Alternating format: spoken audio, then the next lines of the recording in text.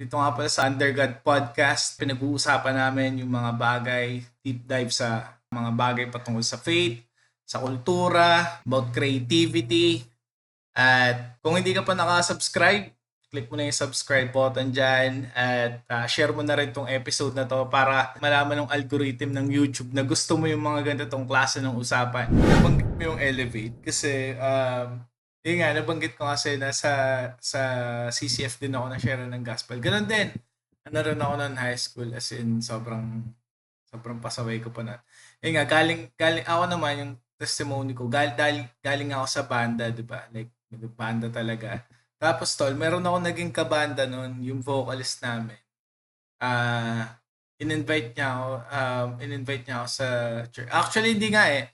Naging kabanda ko siya, tapos tol, pumunta sa bahay namin tol, ng linggo ng umaga, tol, kumakatok sa bahay. Tara tol, punta tayong gig, tol. Ako, pupungas-pungas pa ako sa... Di, syempre ako naman, gig eh, parang narinig ko, uy, may gig daw, ganyan. So, nag-prepare ako agad, tol. Tapos nung nga ba naliligo na ako, sabi ko, gig, linggo ng umaga. Sabi ko, gano'n. Sabi, pero, ayun, parang yun yung naging pang-cash niya sa akin na, yun nga, nung pagkaano niya, na-invite niya ako doon sa CCF. Sa Alabang naman kami. CCF Tapos, yun, nung pagpunta ko doon, nagustuhan ko siya. Tapos, ang nagpa-stay talaga sa akin doon, yun, kagaya din sa'yo, kumbaga, dami ding mga chicks yun. Dami kasing chicks dati. Tapos, bro, pero, eto pa, funny, bro. Dito mo papag-alaman yung age gap natin, tol. Kasi, ikaw, dumating ka doon as youth, tol. Elevate na, di ba? Tol, sa amin dati, yung tawag pa ng youth sa CCF, J-Zone. Ewan ko. Actually, parang narinig ko yan. Nakalimutan. Pero familiar siya sa akin. Yeah. Jason. J-Zone.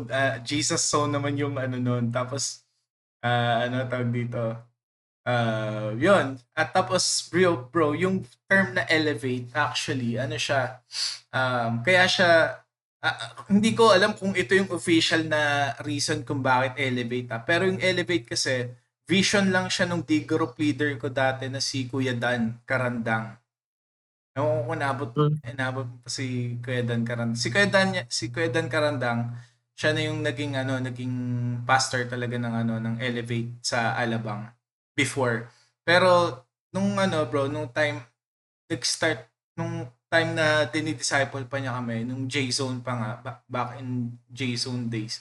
Lagi niya sinasabi kasi yung J-Zone dati ginaganap sa third floor sa CCF sa Alabang. Kasi tas yung main worship hall kasi ng CCF dati sa fourth floor. So parang nasa ilalim lang kami. Tas parang yun talaga yung ni Kuya Dan na parang parang araw dadating yung time na dadami talaga yung youth natin dito.